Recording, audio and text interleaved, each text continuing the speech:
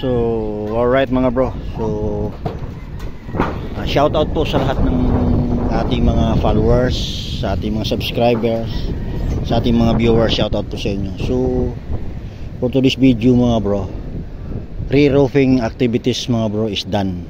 Alright mga bro, kung makikita nyo yan mga bro, yan po yung re-roofing natin. Yan mga bro, silyado yan mga bro. Makikita nyo yan mga bro, na full text na rin natin.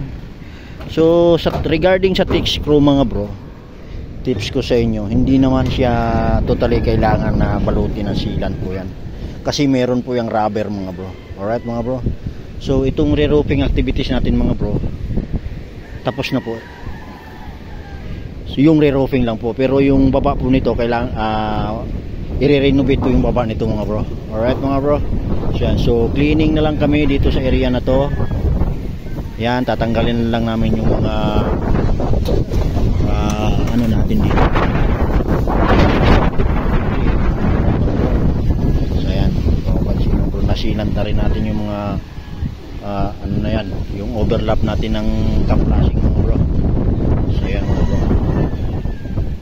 Yan, so yung gutter natin, okay na rin yung gutter natin mga bro.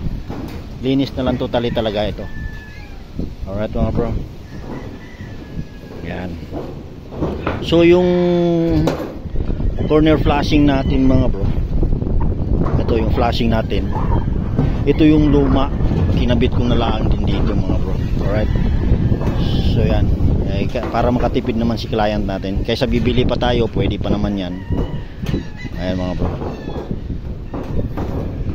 yan, totally cleaning na lang tayo. Yung full text natin mga bro, make sure lang natin pag kulang yung text screw natin, i-sure na lang natin yung mga dugsungan na kailangan ma-screwhan.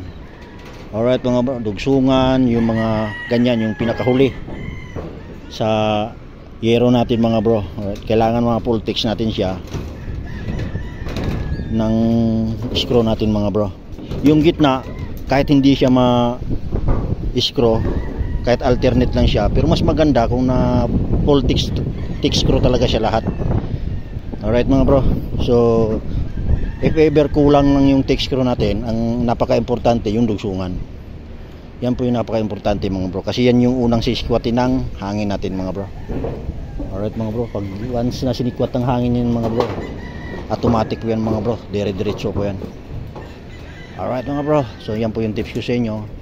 So re-roofing activities is done ngayong araw. Alright mga bro, ayan. Ayan mga bro, so napakaganda yung pagkakadali natin dito mga bro. Hindi po tayo mapapahiya sa mga ganitong sitwasyon mga bro. Alright mga bro, so don't forget to subscribe my YouTube channel and follow my Facebook page. Alright mga bro, bye bye.